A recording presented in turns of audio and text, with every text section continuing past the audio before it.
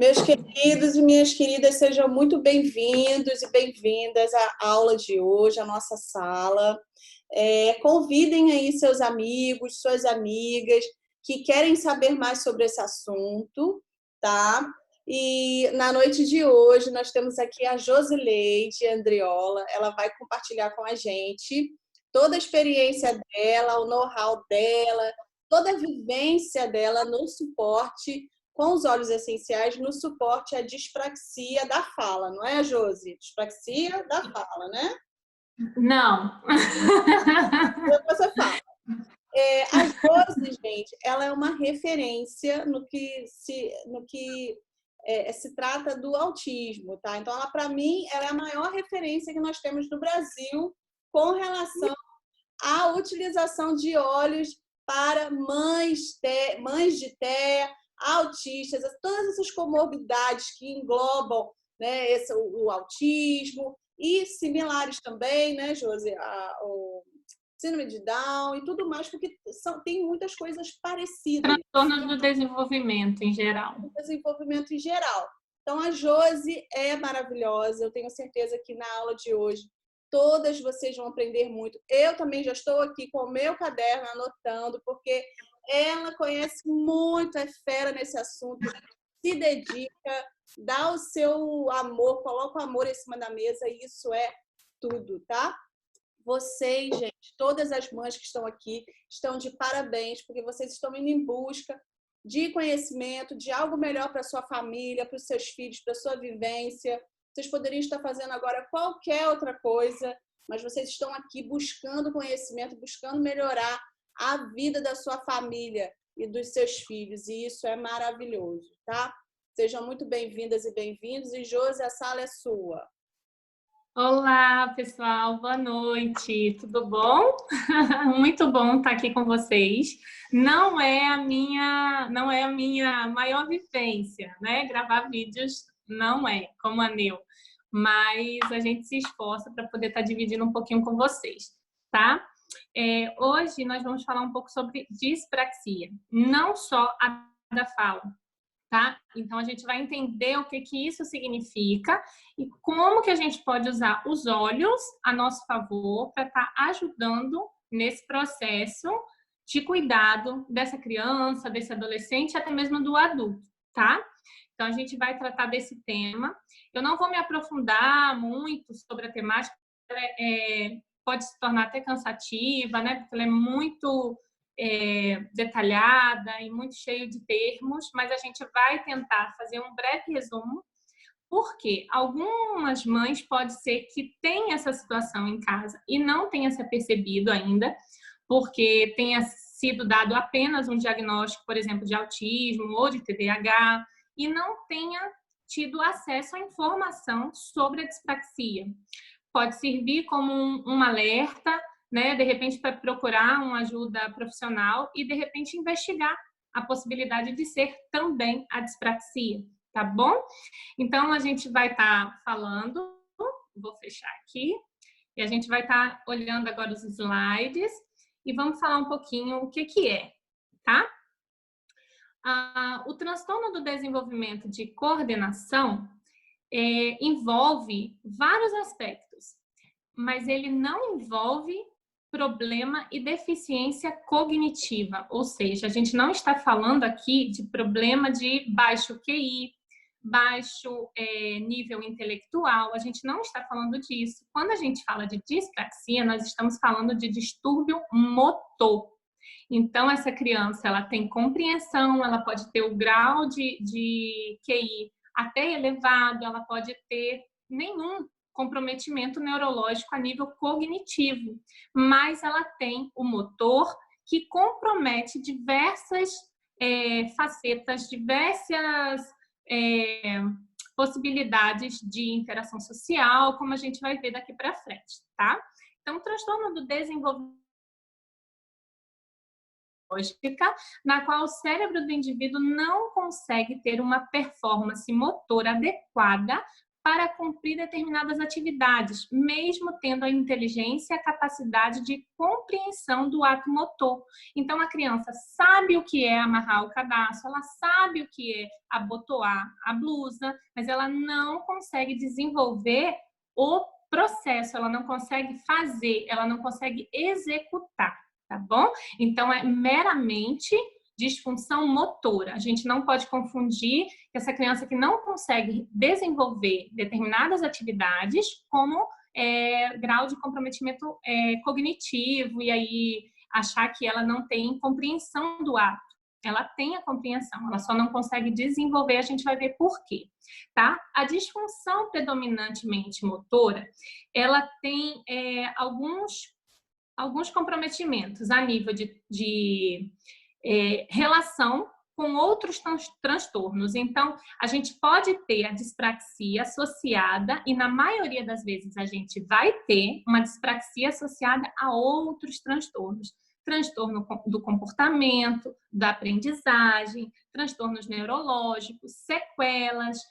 A dispraxia pode vir depois de um acidente vascular. Então, a gente vai ter a dispraxia associada a outros transtornos. Por isso que a gente encontra muito comumente a dispraxia no autismo, a gente encontra na síndrome de Down, a gente encontra no TDAH. Por quê? Porque são outros transtornos que se relacionam e podem se amplamente comprometer, tá bom? Vamos lá. O indivíduo pode ter dificuldade para realizar. São 3 etapas que ele encontra muita dificuldade: na ideação, no planejamento e na execução. Como que vai funcionar a ideação? É a criança entender o que ela vai fazer. Então, ela compreendendo o que ela vai fazer, ela vai organizar os pensamentos para que ela sequencie a ação. Como ela não consegue fazer isso, ela não consegue idealizar, ela não consegue... Volta um pouquinho, Neu. É o 4º slide.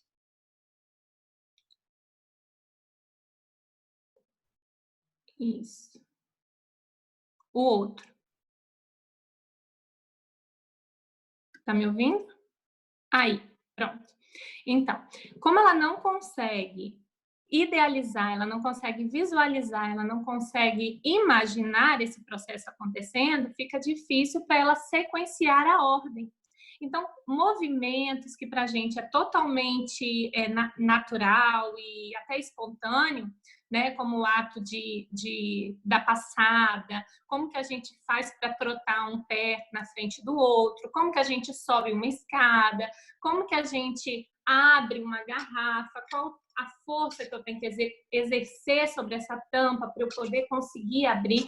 Tudo isso a gente já tem essa dimensão, essa noção espacial, essa noção de força, essa noção de peso. A criança, o adolescente, o adulto que tem dispraxia, ele não consegue fazer isso, ele não consegue organizar isso, tá? Então, a segunda coisa, o planejamento.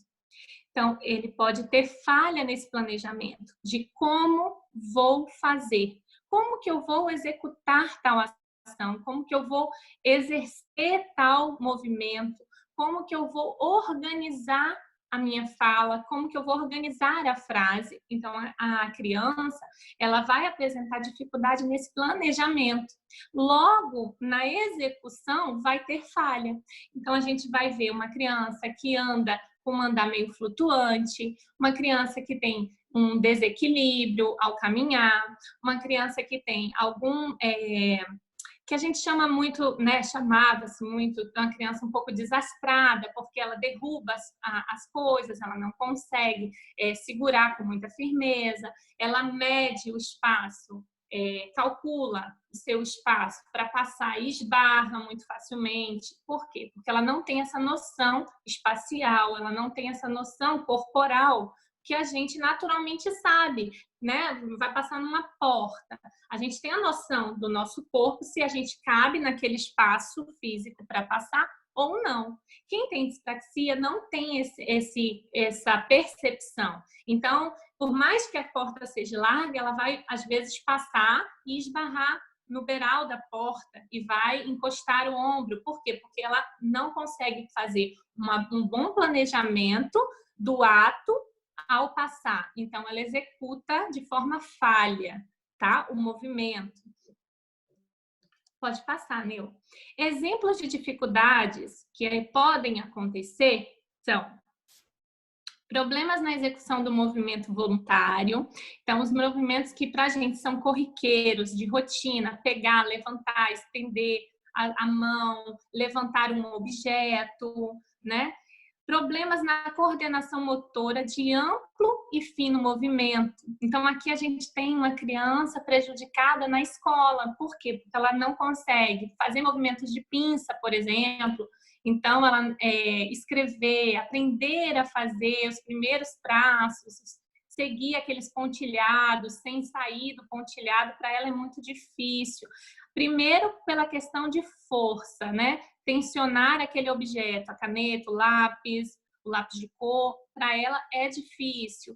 E também firmar um traçado reto, contínuo, também por essa questão de noção espacial, tá? Dificuldade na fala, na execução de fonemas, na organização e sequenciamento de frases.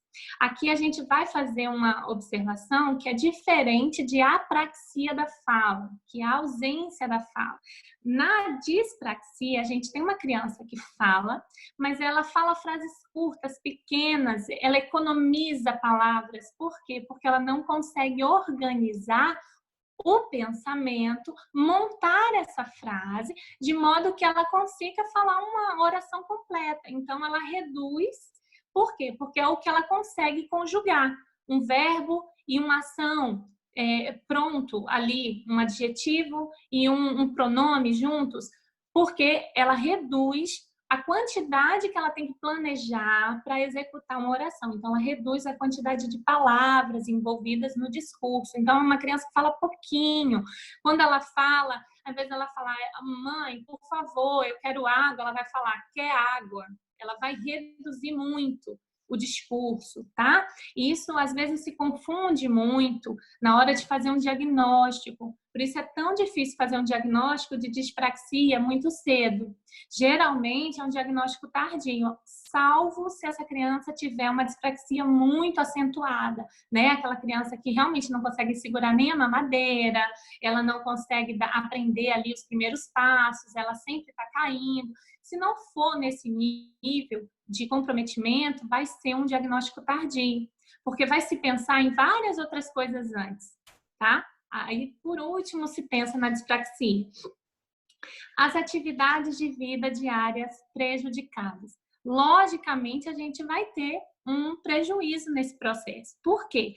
Abotoar, calçar sapato, amarrar cadarço, né? Guardar, dobrar uma blusa, dobrar uma toalha. A gente vai ter uma criança que não consegue executar essa sequência de movimentos. Por mais simples que seja, dobra a toalha, vamos fazer 2 movimentos, um de ponta com ponta, outra ponta contra ponta. Ela não vai conseguir executar esse sequenciamento.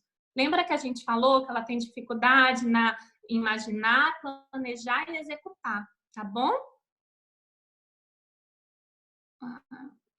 Ok. Problemas na organização espacial. Então, a gente vai ter uma criança que pode estar apresentando dificuldade em alturas, desequilíbrio, aquela criança que não consegue brincar, por exemplo, num pula-pula, num balanço, não consegue pular corda, pular uma amarelinha, fazer um circuito, que é uma das coisas que a gente faz bastante com nossos filhos, né? Principalmente quem tem mãe de filho autista, a gente gosta de praticar o circuito justamente para trabalhar essa questão do equilíbrio, percepção corporal.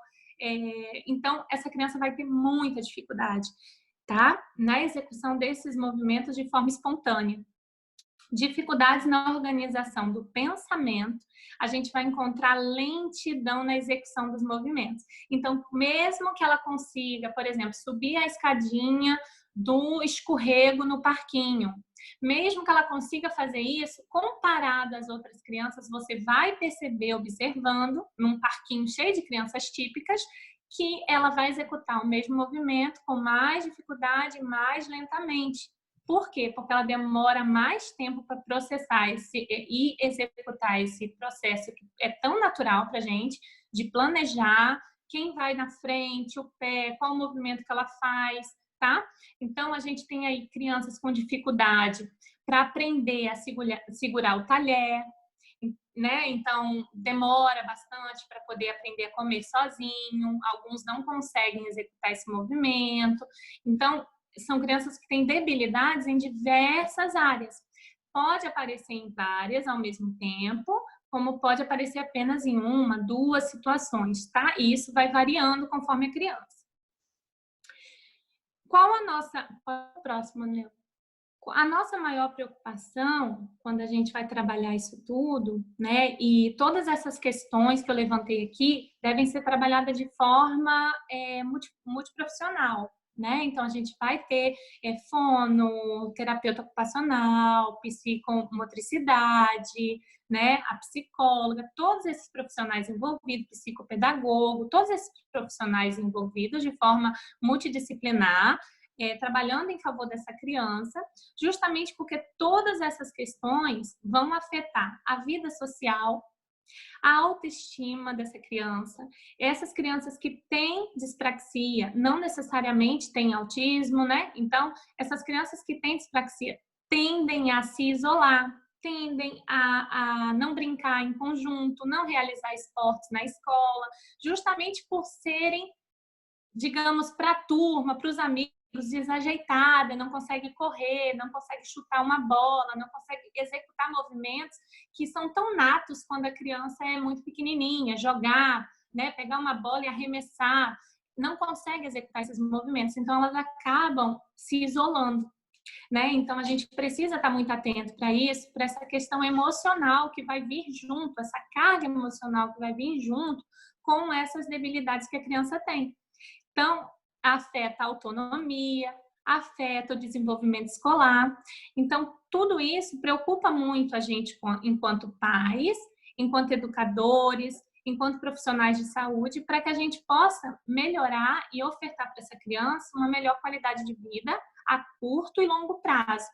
Eu falo curto porque a gente vai ter desenvolvimento e a gente vai conseguir conquistas graduais, né? Com todos esses profissionais envolvidos, e eu vou dar para vocês quais os olhos agora que a gente vai poder fazer o suporte para que todas essas terapias tenham maior efetividade e que o corpo responda de forma mais adequada aos estímulos externos. Porque todos esses estímulos que a gente faz com terapia são estímulos externos. A gente precisa que o corpinho dessa criança responda adequadamente aos estímulos externos e assim ela consiga ter maior proveito das terapias, ter maior proveito do tempo que ela faz aqueles procedimentos, os treinamentos, as repetições que a gente executa em casa. O papel da família é fundamental. A gente precisa trabalhar os nossos filhos em casa, trabalhar todas as didáticas, ser realmente um trabalho em conjunto com os terapeutas. A gente não está isento desse papel todos os dias, tá? Então, vamos ver agora quais os olhos a gente consegue dar suporte. E é muito interessante, porque eu fiquei muito feliz quando esse óleo chegou no Brasil. Pode mudar, né? Eu fiquei muito feliz, que eu falei, agora sim, tá na hora da gente falar do tomilho.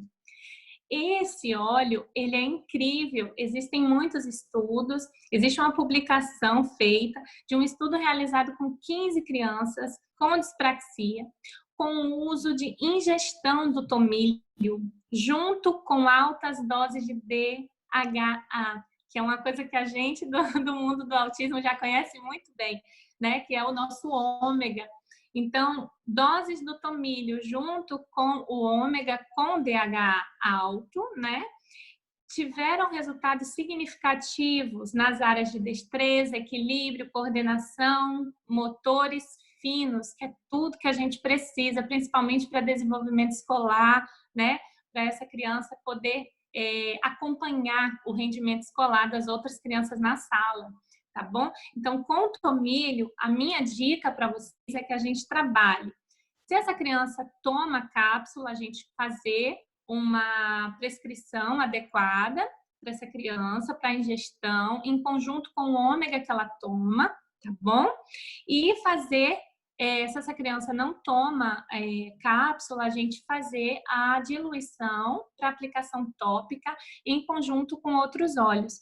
O interessante é a gente falar que ele está no nosso querido e amado DDR, né? Então, a gente encontra ele no DDR. Por isso é tão importante quando a gente fala do uso do DDR, não apenas para crianças que têm comprometimento de apraxia, por exemplo, porque a gente tem o tomilho trabalhando em diversas questões motoras, sensoriais e de amplitude. Então, a gente consegue, através do uso tópico, usando lá o DDR, que a gente falou na aula que a gente tem gravado aí no canal da Neu, quem não assistiu, assiste. É muito interessante porque o tomilho está lá e é um suporte incrível para nós. E agora a Doterra trouxe para o Brasil. Isso é incrível. Para as mães que têm dificuldade, que têm os filhos, que têm os adolescentes ou até mesmo adultos que têm dispraxia, fazer uso do tomilho vai ser muito bom. O próximo óleo que eu quero falar com vocês é o manjericão, tá bom? Este é um óleo estimulador para os nervos do córtex sistema adrenal e possui funções antiespasmódicas. Então, o que a gente vai fazer com esse óleo? Massagens. A gente vai trabalhar com ele diluído e vamos trabalhar massagens. Quem tem filhos com síndrome de Down sabe que precisa de muita massagem muscular, trabalhar bastante a musculatura deles, né? Até mesmo por uma questão de flacidez, por uma questão de falta de tônus muscular. Então, a gente trabalhar com manjericão vai ser incrível. Vamos trabalhar, fazer massagens neles, diluir, respeitar a questão da diluição, a proporção com relação à idade, mas vamos lançar mão de usar o manjericão como um antiespasmódico, um facilitador para as questões dos nervos periféricos das nossas crianças, dos nossos filhos, tá bom? Outro óleo muito interessante, muito bom da gente trabalhar é o peppermint. O peppermint ele tem ação potente em lesões neurológicas, muitos estudos já publicados, atua sobre a bainha de mielina, proporcionando estímulos nervosos, excelente para ser usado na banheira ou furores de bebê e crianças com dispraxia. É óbvio que a gente não vai dar um banho de peppermint para dormir. A gente está falando, acordou, vamos fazer aquele banhozinho relaxante e ao mesmo tempo estimulante para essa criança sair e fazer terapias, ela fazer o circuito em casa, a gente fazer atividades, trabalhar essa musculatura. Então, a gente vai fazer esse banho com o peppermint, tá? Massagens com ele também é muito interessante para a gente poder estar estimulando esses músculos, essas terminações, essas membros inferiores, membros superiores. Muito interessante a gente trabalhar com ele. A única ressalva que eu faço são com as questões de crise convulsiva, tá? Mesma coisa, eu nem coloquei aqui o alecrim, mas a mesma ressalva eu faço para os pais que têm filhos já com diagnóstico, né, de questões de convulsão, epilepsia. Aí a gente não vai lançar mão de usar, tá? Aí você lança a mão num manjericão, tá bom? Agora o nosso querido e apaixonante olíbano, o rei dos olhos. Quando usado nos pontos ideais da reflexologia, é capaz de atuar sobre lesões cerebrais, estimular a resposta motora positiva em casos de dispraxia. E aqui eu ainda expando um pouquinho mais, AVC, acidente encefálicos, a gente vai ter aí uma evolução, um ajuste neurológico desses pacientes. Então, quem tem familiar que passou ou teve AVC, que teve algum comprometimento neurológico ou por causa de um acidente, então lance mão de usar o olíbano. Hoje, quem faz parte dos meus grupos de WhatsApp viram um testemunho muito lindo, que hoje postaram lá, menos de 30 dias, né, a gente fazendo acompanhamento com os olhos para tratamento neurológico, a gente teve um avanço. Uma senhorinha que não falava voltou a falar, gente, isso é incrível, sabe? Depois de um AVC. Então, assim, é muito, muito gratificante, é muito lindo a gente perceber isso. E a gente vivenciar essas experiências com os nossos filhos, gente, não tem preço, não tem preço, é realmente extraordinário. Lance mão de usar o olíbano diariamente no seu filho, tá? Então, eu coloquei aqui, ó, aplicação no GV20, tá? Não precisa se preocupar com a questão da diluição, mas se quiser diluir, porque às vezes a criança tem sensibilidade, até sensibilidade da questão mesmo tátil, né, do líquido, então você pode passar uma gotinha junto com óleo de coco, só para diminuir ali o incômodo dele de sentir o óleo, e massagear, passar a mão para ver se ele disfarçar um pouco ali que está mexendo. Algumas crianças têm muita sensibilidade na cabeça, então, mas não deixe de trabalhar esse ponto. Esse ponto traz muitas respostas e respostas rápidas, tá bom? Agora vamos falar desse olhinho que é pequenininho, mas é poderoso. O sândalo, ele é bem pequenininho, mas o poder dele é muito grande.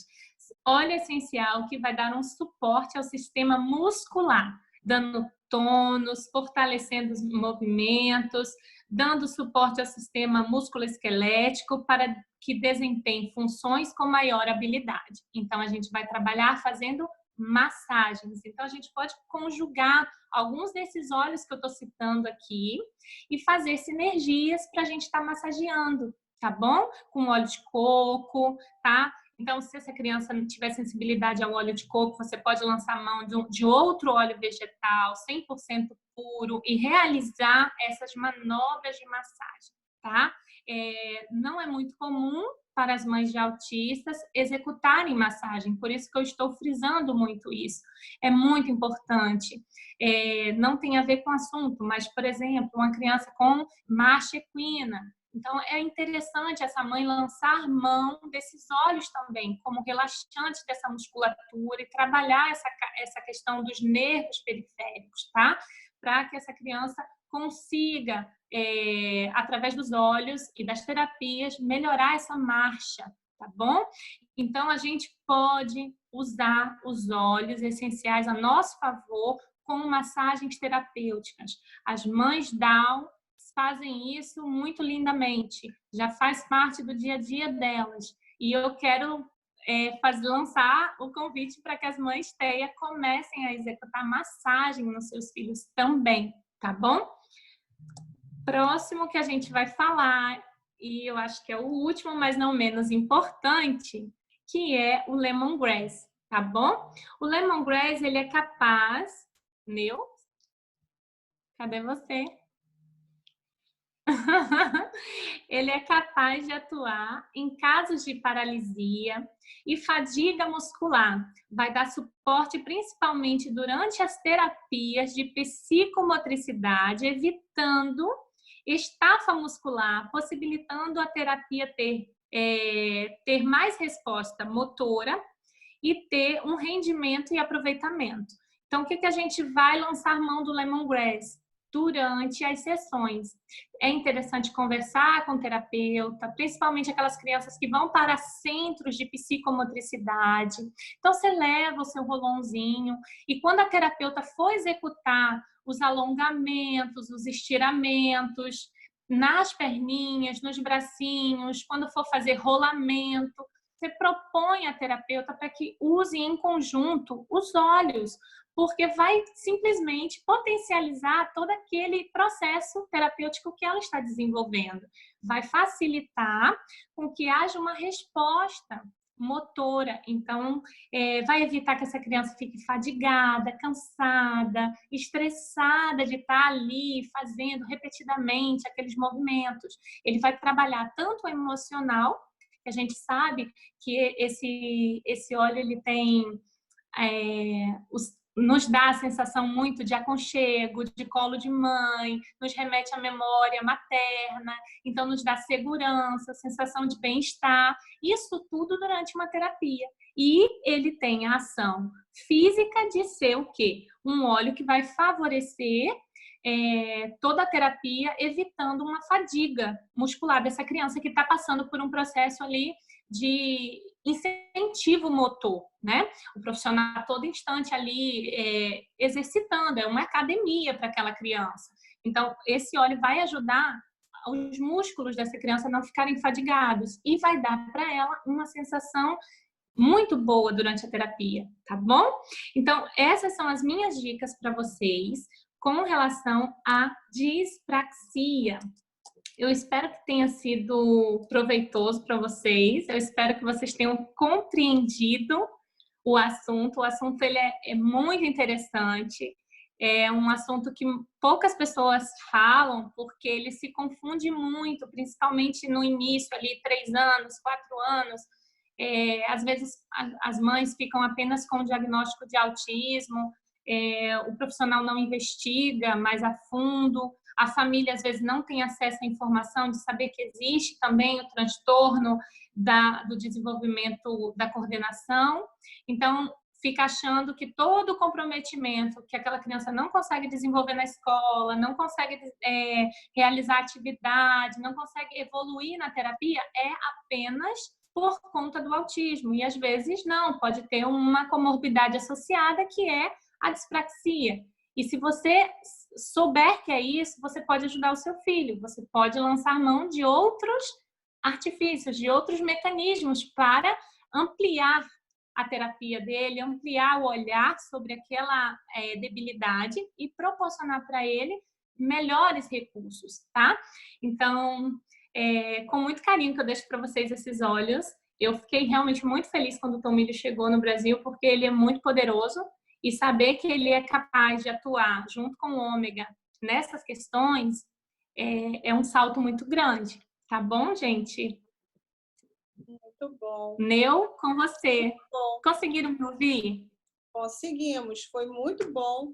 Josi, você consegue escrever seu Instagram aqui no bate-papo? Que as pessoas estão perguntando. Tá, um minutinho. Que eu tô pelo celular, gente. Muita calma com a Josi. Tá. Oi. Qualquer coisa eu escrevo aqui. Eu vou olhar no Instagram e eu escrevo. É Josileide _Andriola. Estou colocando aí. Vê se foi certinho.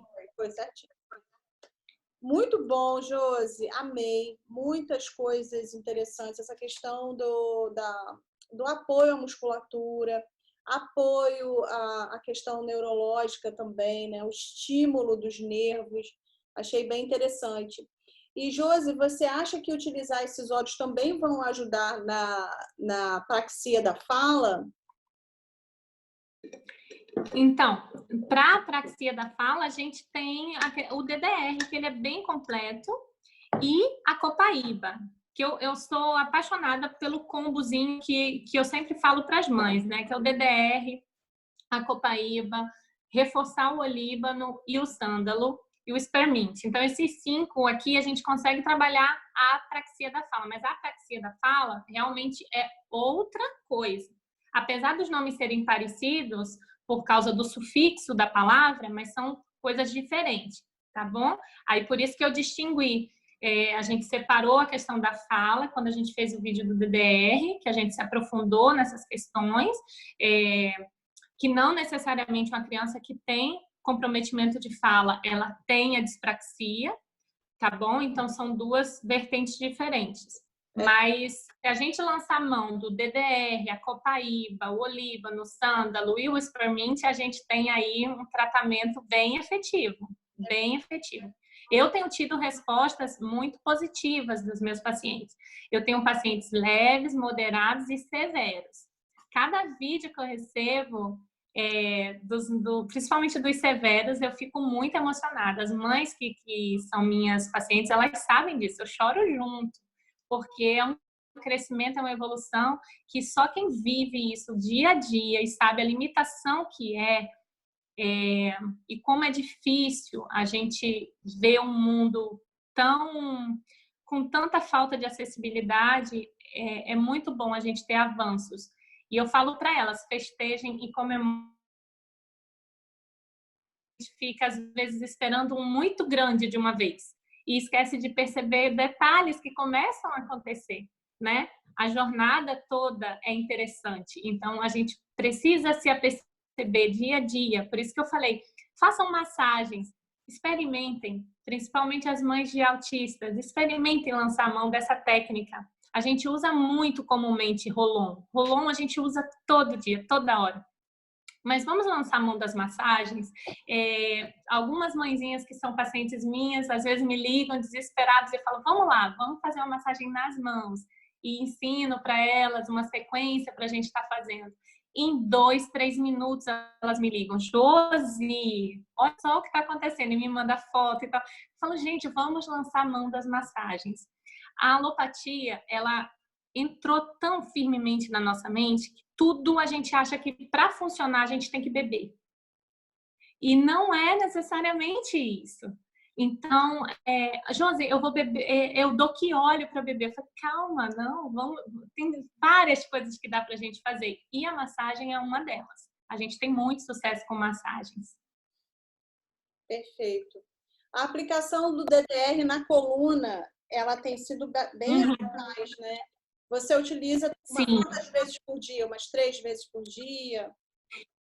3 vezes ao dia. Os locais que eu recomendo, atrás da orelha, coluna, pelo menos até a região do cóccix, porque aí a gente trabalha o chakra basal também, a gente aproveita o embalo e já começa a trabalhar outras questões.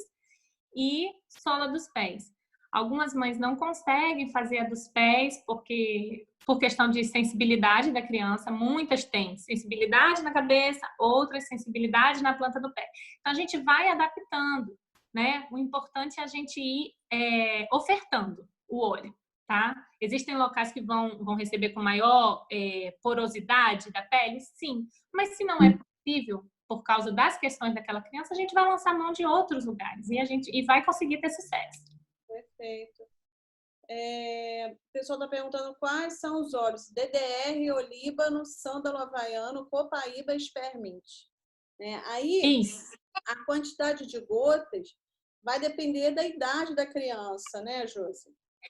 Olha, gente, a questão das gotas, eu sempre falo nos grupos, vai depender de várias questões. Vai depender da idade. Às vezes, não só da idade, mas desse comprometimento dessa criança. Às vezes, eu pego crianças muito obesas, crianças de 2 anos com 30 quilos. Aí precisa usar mais. Então, assim, então é tudo muito pensado. Eu acredito muito na personalização. Aquele vídeo do DDR nosso tem uma receita coringa ali, mas o pai e a mãe tem que fazer um filtro ali e se adaptar, tá? Porque a gente põe ali uma receita coringa, mas a gente precisa olhar a realidade da sua criança, tá? Exatamente. Então, tem o grau de comprometimento. Então, ali a gente está falando de 5 óleos que atuam se complementando. Então, a gente vai variar a dose entre eles. A gente não vai ficar 10, 10, 10, 10, 10. Não, porque a atuação deles, quimicamente, quando eles se juntam, a gente precisa de uma sinfonia, né, Nelo? A gente precisa montar uma sinfonia, uma orquestra muito bem pensada. Então, essa questão de doses, pessoal, eu realmente não vou ditar aqui, ainda mais que isso aqui vai soltar no YouTube. A gente vai trabalhar de acordo com a debilidade e com a necessidade dessa criança, tá? Então, conversem comigo no privado, pode ser? Basicamente, gente, vocês podem usar todos esses óleos de forma aromática, colocar no difusor, usar de forma tópica, fazer massagem na coluna, nas solas dos pés, colocar na nuca da criança. Você pode usar tanto a sinergia, como a Josi está falando, né? Você misturar as gotas e variar, inclusive usando a sua intuição como mãe, de acordo com cada óleo essencial vai proporcionar para a criança, né? Alguns mais aterradores, outros mais leves, para dar mais leveza para a mistura, como o Spearmint, ele traz essa leveza, né, para a mistura. Como você pode aplicar também em camadas esses óleos, tá? Você pode colocar, por exemplo, um dia o Spearmint no difusor e nos outros dias você pode colocar a copaíba e ir alternando a aplicação tópica, a aplicação aromática. Então, assim, muitas vezes a gente fica preso, né, Josi? Tem que ser... O que acontece? Mas isso é a sina da alopatia, amiga. É assim. A gente fica naquele 3 vezes ao dia, de 8 em 8 horas, de 12 em 12 horas. Parece que o óleo virou antibiótico. E não é isso, gente. O óleo veio para dar liberdade. A gente precisa sentir paz ao realizar. Até a conexão. Eu trabalho muito isso com as mães que são minhas pacientes. A conexão mãe-filho, a conexão pai-filho, durante o processo do uso dos óleos, faz parte da terapia. Então, realizar o toque na criança, manusear essa criança, conversar com ela durante o processo, mostrar o óleo, mostrar o que você está usando, qual óleo você está aplicando. Vou passar... Dá para ele sentir. Isso tudo é terapêutico. Tudo isso faz parte do processo. Não é só chegar nas costas e aplicar como a gente faria com uma pomada, com corticoide, com anti-inflamatório. Todo o processo envolvido no ato de usar o óleo já é terapêutico. Então, durante a aplicação, conta para o seu filho, pergunta o que ele sente, e olha, isso aqui vai te ajudar. E já vai falando para ele para que é, como que ele se sente, pergunta. Muitos deles vão te indicar, quando estiverem desregulando ou sentindo a necessidade, eles vão sinalizar. Na verdade, todos eles sinalizam, eles pedem. Eu ensinei técnicas de meditação e quem estiver fazendo, quando o filho estiver sentindo desregulado, ele vai falar assim, mãe, peixinho. Quem é dos grupos sabe. Por quê? Porque precisa regular, precisa fazer a inalação. Então, eles sabem que faz bem para ele, mas você precisa partilhar isso, você precisa explicar o que você está usando. Não simplesmente de forma mecânica aplicar. Ele precisa entender, por mais que seja, não seja uma criança verbal, por mais que seja uma criança que ainda não se expressa, de vida. Ele tem o cognitivo preservado, ele está entendendo o que está acontecendo e você está dividindo com ele. O toque é muito importante durante as terapias, manusear a criança. Gente, isso tudo faz uma diferença enorme, enorme, tá? Principalmente para autistas que precisam de contenção. Que tal na hora de fazer a contenção, que você precisa fazer a contenção daquelas crianças que precisam ser comprimidas para regular, você lançar a mão de se aplicar um óleo, um balance, um serenity em você. Não se preocupa com ele, em você. E você vai acolher essa criança, você vai realizar a terapia de contenção e ele vai inalar através de você. Você vai ser o difusor dele. Olha só, muito rápido, porque não dá tempo de tu ligar o difusor. Se desregular, não dá tempo de tu ir lá, botar água e tal. Você pega aqui, vamos lá. Aqui, vamos lá e faz a contenção. Dura minutos aquela contenção e ele está inalando e você está ali realizando terapia, tá bom? Exato, muito bom. O Spearmint pode usar em criança com epilepsia? Pode. Não tem... Sim, essa pergunta é unânime, sim. Não tem problema não. Fica gravado aonde? Vai ficar gravado no Vimeo. Por que eu não vou colocar no YouTube? Senão, essa palestra, gente, tá maravilhosa, né? Se eu colocar no YouTube, pode chamar muita atenção. E como a gente está falando de termos, a Anvisa pode olhar e falar, não, entendeu? Estão tirando a Ritalina aí, os outros remédios, as outras coisas. Ô, Josi, ficou mudo aí o seu. Isso aí a gente precisa deixar fechadinho. Deixa eu ligar o seu som aqui. Ligar o seu microfone. Agora... Eu tô falando, deixa chegar o meu DR. Aí a gente vai poder falar. Isso. A gente precisa preservar isso para não, né? A gente não precisar... Tá ótimo. Tirar, né? Então, assim, vai ficar fechado, vocês vão poder estudar, ver de novo, quantas vezes quiser. dentro do Vimeo, né? Eu vou colocar num link privado, tá bom? Qual óleo? Ah, tem crianças que andam na ponta do pé, né, Josi? A Marcha Equina. Eu quero fazer um vídeo sobre isso. Depois a gente faz um treinamento sobre isso, a Josi.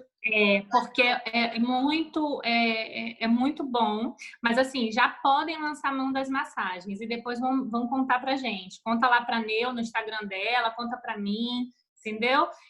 Quais os sucessos que você teve fazendo e realizando massagem, tá Sim. bom?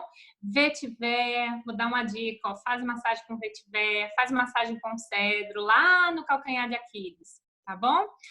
Pode pôr na proporção 1:1 de óleo de coco, porque o óleo de coco só vai ser realmente um carregador, porque são óleos que são muito, muito generosos, muito delicados e não vão causar nenhuma irritabilidade. Mas para não exalar com muita facilidade e você também conseguir fazer uma massagem por mais tempo, porque senão o óleo vai absorver rápido, você põe 1:1 de óleo de coco, vetiver, cedro, depois me conta. 1:1 que a Josi fala é uma gota de óleo para uma gota de óleo carreador, uma gota de óleo essencial para uma gota de óleo de coco pressionado, né? A Mariana está perguntando onde você usa o blend da fala, né, que ajuda na questão da fala. Igual o DDR?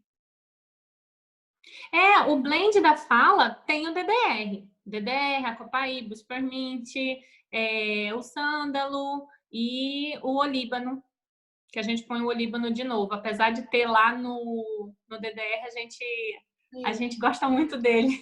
A gente bota de novo. Mistura e já faz uma coisa só. Sim, sim.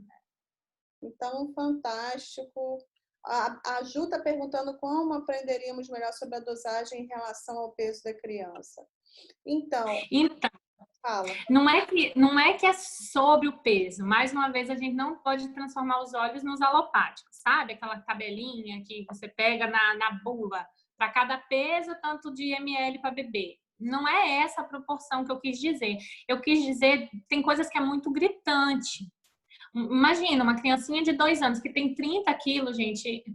Acho que o meu tem 16 quilos, o meu de 2 anos. 13 ou 14 quilos, não chega nem a 16. Então, você tá entendendo? Depende. A gente tem crianças aí tomando certas medicações e adquirindo compulsão alimentar. E a gente já pega essas crianças nesse processo lá na frente, já obesos e com vários comprometimentos, que são sequelas das medicações, e a gente não vai poder tratar como aquela que não. Eu tenho muitos que não iniciaram com alopáticos e tem comprometidos e a gente está trabalhando. O olhar vai ser de um jeito.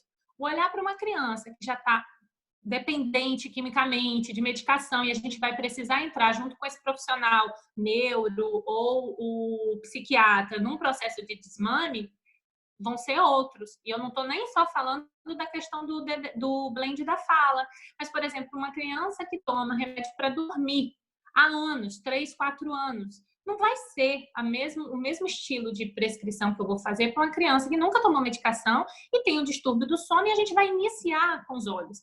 Sabe, essa criança está pura, o sangue dela está puro, ela não tem vícios ali no organismo. Então, vai ser muito mais fácil a gente trabalhar do que uma criança que a gente vai iniciar um desmame. É totalmente possível, gente, a gente conseguir fazer desmame, a gente entrar com óleos essenciais e ter sucesso.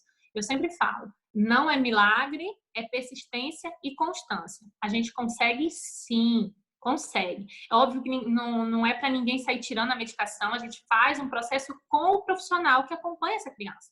Mas é possível. Mas aí você há de convir que a forma que eu vou fazer um tratamento de distúrbio de sono com uma criança que toma remédio para dormir é diferente de uma que nunca tomou. Por mais que você diga para mim, não, meu filho não dorme bem à noite, eu passo a noite acordado, mas é outro organismo, entendeu? Até questões de comprometimento de fígado. Eu trato muito comprometimento de fígado. Então, a preocupação, o pai chega para mim, eu quero um blend para sono, para isso. Aí eu vou ver o histórico da criança, eu preciso dar um suporte para o fígado. Porque a criança está com comprometimento. Então, é assim. Aqui está perguntando os olhos para contenção. Pode ser o Balance, o Serenity. né? Sabe como você vai descobrir isso?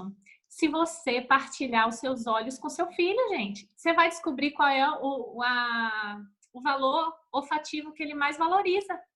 Sabe aquele momento que você está, de repente, não achou nada para fazer de lúdico com a criança, já gastou todos os brinquedos e brincadeira que tinha para fazer? Vamos olhar os olhos, vamos abrir um por um, vamos ver o que ele vai dizer, o que ele vai sentir, qual o olhar que ele vai expressar.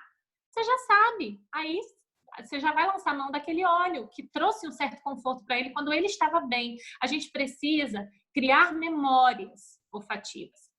Se eu fizer uso de um óleo maravilhoso só no momento da crise, você há de convir comigo que ele vai relacionar a memória olfativa da crise, do mal-estar, da desregulação com aquele óleo. E aí você vai falar para mim, Josi, eu usei o Serenity, mas não deu certo. Toda vez que eu uso, não adianta, ele não fica. E ao contrário, ele te tomou aversão pelo óleo. Mas é claro, você lançou a mão do óleo, você só apresentou para ele aquele óleo no momento de dor, de dificuldade para ele. Ele vai relacionar. É igual aquele cheirinho de bolo assando, que a gente fecha o olho e lembra da casa da avó e tudo. Traz memória. O sistema límbico é um sistema de memória emocional. Então, a gente precisa criar isso antes, trabalhar isso antes. A gente não pode trabalhar só nas crises, a gente precisa antevê-las, a gente precisa fazer antes, tá bom? Então, esgotou o material que tinha para brincar com a criança aquele dia, apresenta os olhos, abre 5, abre 6, vamos cheirar, vamos ver, vamos perceber, e aí você vai ver qual ele se identifica mais, e na hora que ele estiver desregulado, alguma coisa, você vai lançar a mão, tá? Então, essa cartela vai variar, tá bom? É importante ter atenção a isso mesmo. Você nunca pode incluir um óleo essencial a primeira vez em um momento de crise. A criança está com crise, você já coloca a lavanda de primeira, a criança nunca cheirou a lavanda. Ela vai estar na crise, ela vai inalar a lavanda, vai ligar a lavanda àquele momento de crise. Então, sempre no momento calmo, quando a criança está no banho, quando a criança está se divertindo, tá? Como a Josi falou, acabou de fazer as atividades, está lá relaxada. Aí você inclui o óleo a primeira vez. Sempre a primeira vez tem que ter essa atenção, né? E aí você pode trabalhar com o Balance, o Serenity, ou com outros que você incluiu ali, que você viu que ele gostou, que teve uma reação boa. Gente, bergamota é incrível. Crianças se identificam muito com bergamota, crianças que gostam de frutas cítricas. Sente muito bom. O Wild Orange, gente, é maravilhoso para trabalhar isso. Mas é o que a gente está falando. Você tem que apresentar essa memória olfativa antes, tá? Para ficar mais fácil, para ficar menos doloroso o processo e regular mais rápido. É um segredinho. Regula bem mais rápido. E saber a hora de colocar, né? A pessoa está perguntando aqui se vai disponibilizar o link no grupo.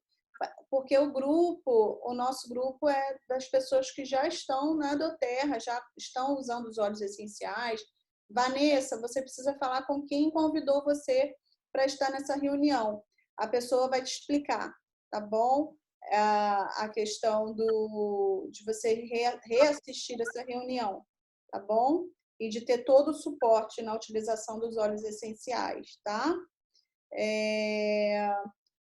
Qual seria o óleo para o fígado da criança? Minha neta não dorme com lavanda, serenity, bergamota, vetiver. Qual seria o que eu posso usar agora? Então, para o fígado, depende ao que a criança tem no fígado, né? Pode ser 1 milhão de coisas. Um óleo muito bom, que assim, ele trabalha muito essa questão do metabolismo do fígado, é o gengibre, tá? Mas o que acontece? Uma criança que você está dizendo aí para mim, que você já tentou vários óleos aí, eu acho que 5 ou 6. Eu preciso ver como está a questão intestinal dessa criança, tá? Eu preciso ver questão fungo, parasita, porque isso tudo está relacionado, gente. A nossa conexão intestino-cérebro, ela é real. Ela não é coisa que a gente da terapia alternativa está falando, não. A ciência já cansou de martelar isso, só não vê que não quer. A gente é o que a gente come, isso nunca foi tão real quanto agora. Então, assim, a gente precisa ter atenção a isso, porque fungos e parasitas causam hiperatividade. Fungos e parasitas causam insônia, transtornos, agitação, agressividade. Então, a gente precisa ver essa criança como um todo, de repente, tratar questões intestinais que estejam relacionadas. Falta de ômega 3 e magnésio também, né? Sim, sim. Então, essa questão alimentar, essa questão de suplementação, isso é real, gente. Não há como a gente fugir disso. Até porque eu sempre falo nos grupos, mesmo se eu comer tudo num prato de comida, tudo que eu preciso num dia, se eu conseguisse colocar no prato, eu não teria os nutrientes que o Google diz para mim que aquele alimento tem. Foi-se o tempo que o solo permitia que aquele alimento tivesse aquele nutriente. O Google diz que a cenoura tem, mas a cenoura que a gente está comendo não tem aquilo que a cenoura do Google tem, não, gente. O solo não sabe? tem. Lá, o orgânico, da roça, daquele lugar bem distante, que não entra em contato com o solo contaminado, que não é um solo de monocultura, sabe? Não é um solo onde cria soja, milho, transgênico. Aí, talvez eu tenha essa cenoura. Quer ver coisa que a gente não tem no nosso solo? É o que a Neu está falando, a gente não tem magnésio no solo. Não adianta eu dizer que um alimento tem magnésio se o solo da gente do Brasil não tem. Pode plantar aqui que não vai ter magnésio, entendeu? Então, a gente precisa também atentar-se a isso. Porque, às vezes, a gente pega aquela listinha, eu vou comer isso, isso, isso, que isso tem esse nutriente. Mas será que tem mesmo? Porque o que a gente está comendo hoje em dia tem mais agrotóxico do que nutriente. Verdade. Total. Muito bom, Josi. Quero te agradecer pela sua generosidade, pelo seu tempo, pela partilha. E todo mundo que está aqui também, agradecer a presença